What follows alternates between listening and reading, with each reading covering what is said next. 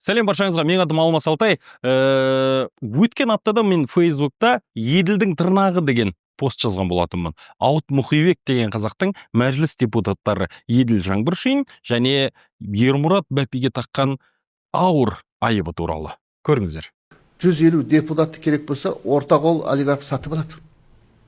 Ақша берсе сатылады. Иә, білеміз. Бірінші болып Жаңбыршин сатылады. Еділ Жаңбыршин, мен неге десеңіз айтып беремін. Ермұрат ағам сатылуы мүмкін мысалы. Бірінші болып сатылады. Бұл өте ауыр сөз. Жалғыз Еділ мен Ермұратқа ғана емес, бүкіл мәжіліске тағылған ауыр айып. Заң шығарушы органға қарата, жекелеген азаматтарға қарата бұлай бұралқы сөз жүгіртуді мен өте қатты айыптаймын. Жалпы сол посттың астында біраз адам Ауыт Мұхибекті біраз жерге апарып тастады. Қараңыз.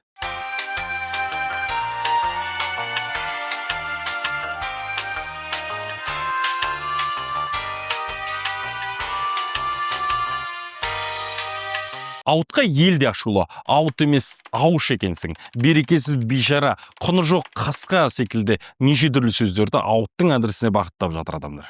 Естеріңізде болса, Ауыт Мұхибек бұдан біраз уақыт бұрын Инстаграмда да үлкен шу шығарған.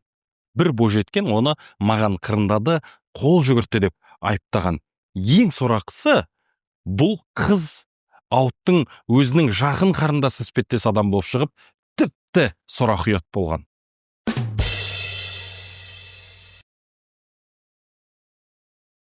Алайда Ауыт ақсақал жасына келсе де, ұяттан жұрдай адам екен. Қоғамның шуына да пысқырмайды екен. Сол Инстаграмдағы айқай шу енді ұмытыла бастаған кезде мәжіліс сатылады деді, аузынан авария болды.